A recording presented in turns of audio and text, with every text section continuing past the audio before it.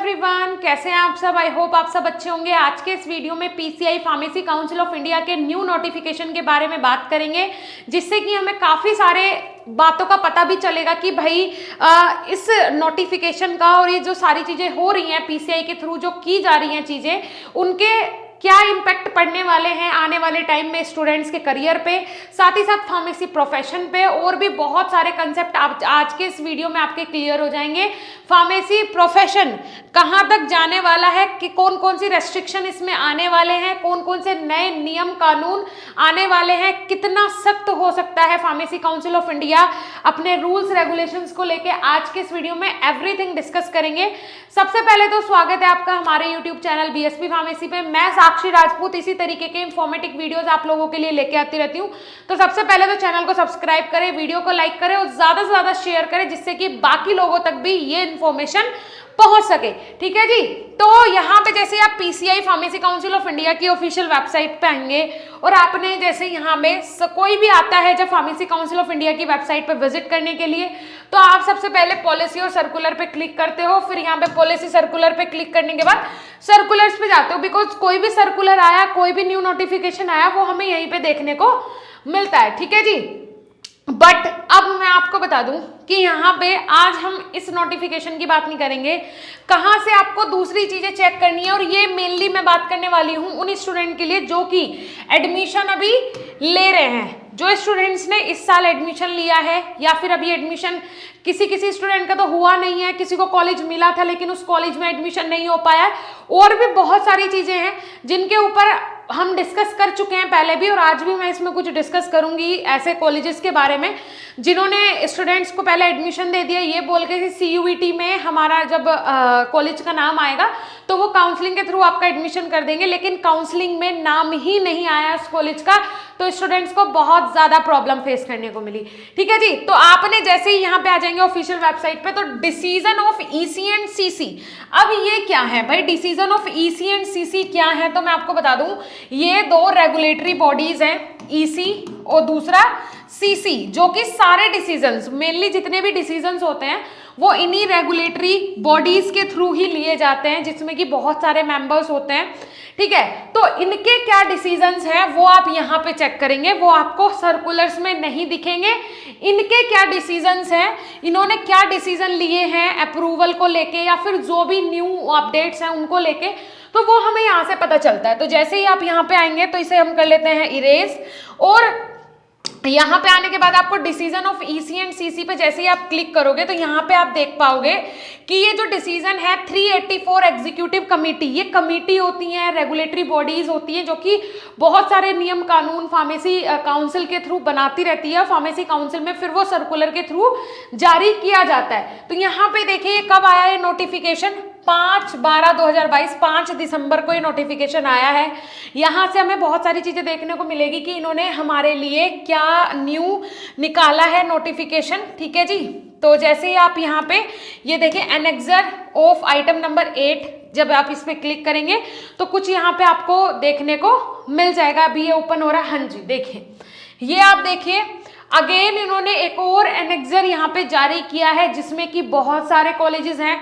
ठीक है जी। इसमें भी आप अपने कॉलेज का नाम देख सकते हैं। जैसा कि इन्होंने जो फार्मेसी काउंसिल ऑफ इंडिया है, इन्होंने बोला था कि भाई 7 दिसंबर, लास्ट मैंने जो वीडियो बनाया था उसमें बताया था कि 7 दिसंबर 2022 तक आप जो भी प्रॉब्लम है या फिर जो भी आप एक्सक्यूज देना चाहते हो या फिर मेल लिखना चाहते हो या फिर जो कमी आपके कॉलेज में पीसीआई ने देखी है उसके कारण आपका अप्रूवल कैंसिल कर दिया है, तो उसके लिए उसके रिगार्डिंग अगर आपको कुछ कहना है तो आप मेल वगैरह कर सकते हो। ये स्पेसिफिक इन्होंने डेट दी थी, लेकिन क्या हुआ, जिन लोगों ने, जिन कॉलेजेस ने 7 दिसंबर तक भी इसके लिए सूचित नहीं किया, इन्फॉर्म नहीं किया, तो वो 15 दिसंबर या फिर इन्होंने 31 दिसंबर का भी दिया है कि 31 दिसंबर तक भी आप इन्फॉर्म कर सकते हैं। और फाइनल डिसीजन जो है पीसीआई का वो कब आ जाएगा, 31 दिसंबर को आ जाएगा, बिल्कुल फुल एंड फाइनल डिसीजन।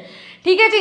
तो अब ये 7 दिसंबर का लास्ट बोला था, लेकिन 15 दिसंबर या फिर 31 दिसंबर तक भी आप इनके ऑफिस में जाके जो भी चीजें हैं वो कर सकते हैं, लेकिन इन्होंने फुल एंड फाइनल बोला था कि 7 दिसंबर को रात को 11 बजे के समथिंग का कुछ टाइम था, तब तक आप फाइनल यहाँ पे सबमिट कर सकते हो, अपनी एप्लीकेशन हो गई या फिर जो भी है वो आप सबमिट कर सकते हो सिर्फ 7 दिसंबर तक। लेकिन मोस्ट प्रोबेबली ऐसा है कि 15 दिसंबर या फिर 31 दिसंबर तक आप इसके लिए एक बार जाके ट्राई कर सकते हैं, जाके देख सकते हैं। तो इन्होंने यहाँ पे एक और हमें नोटिफिकेशन दिया जिसमें कि बहुत सारे बाकी के और भी कॉलेजेस आए हमें देखने को मिले। यहाँ पे देखिए, अगर मैं फर्स्ट कॉलेज की यहाँ पे बात करूँ, इंस्टीट्यूट का जो नेम है वो है Shri Balaji college of pharmacy, village post office Dihana, tehsil district Rewari Haryana, जो कि डी फार्म और बी फार्म रन कर रहा है, स्टेट हरियाणा में है। The secretary state board of technical education बैस, यहाँ पे ये जो एग्जामिनिंग अथॉरिटी है, ये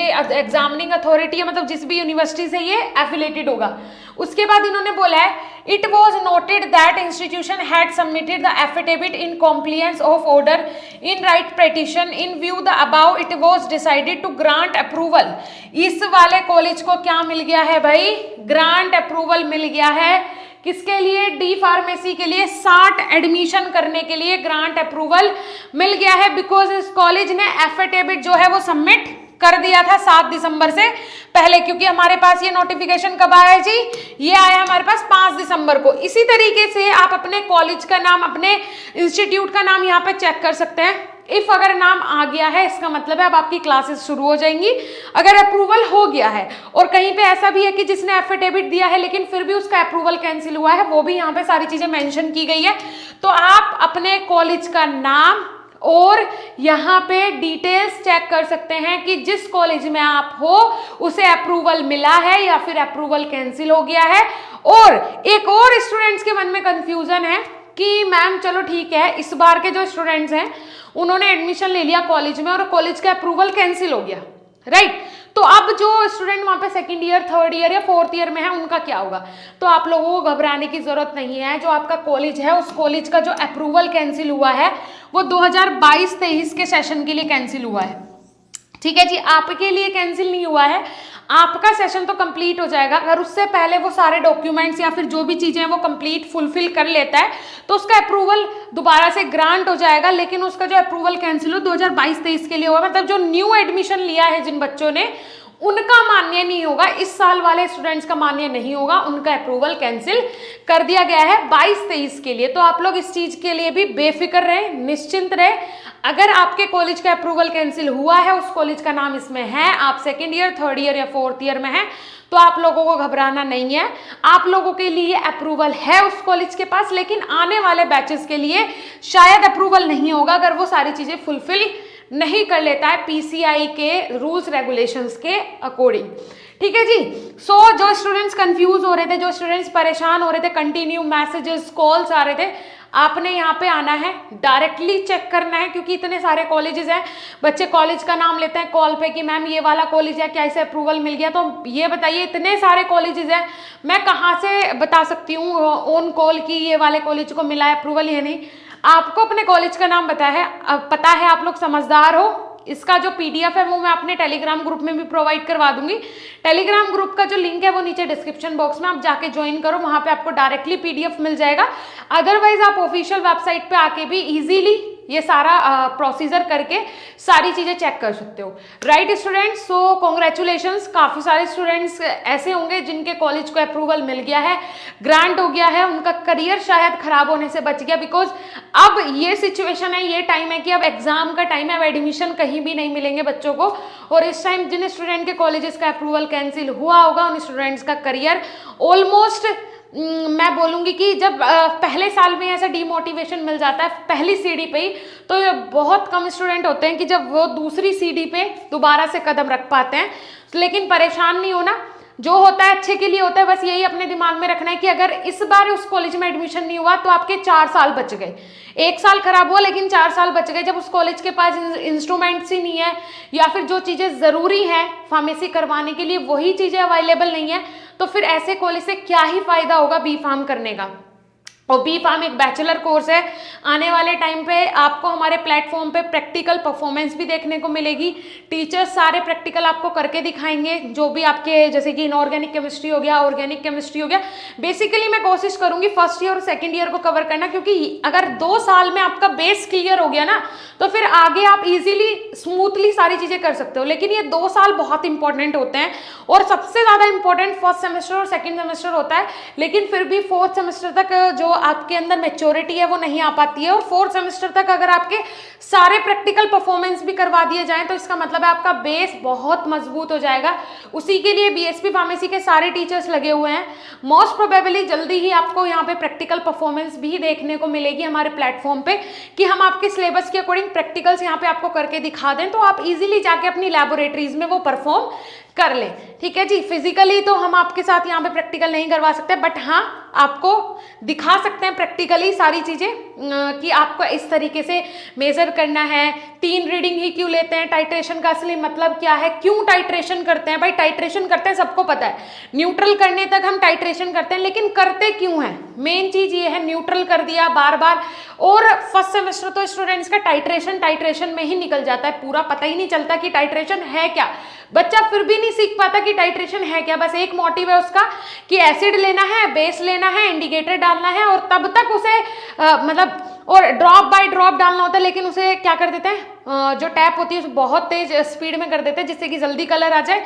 तो ये सारी चीजें होती हैं प्रैक्टिकल लैब्स में, जो कि मैंने देखा है मतलब कॉलेजेस में, है ना। जो गवर्नमेंट कॉलेजेस हैं वहाँ तो प्रोफेसर्स जो होते हैं वो काफ़ी अच्छे से करवाते हैं एक्टिविटीज़ प्रैक्टिकल में, लेकिन प्राइवेट कॉलेजेस में मेनली इन चीज़ों पे थोड़ा सा फोकस नहीं किया जाता है, बिकॉज प्रैक्टिकल्स के जो मार्क्स होते हैं वो कॉलेज के हाथ में होते हैं, तो इस पर फोकस नहीं किया जाता है। लेकिन उसमें गलती आपकी है, नुकसान आपका है और बाकी किसी का भी नहीं है।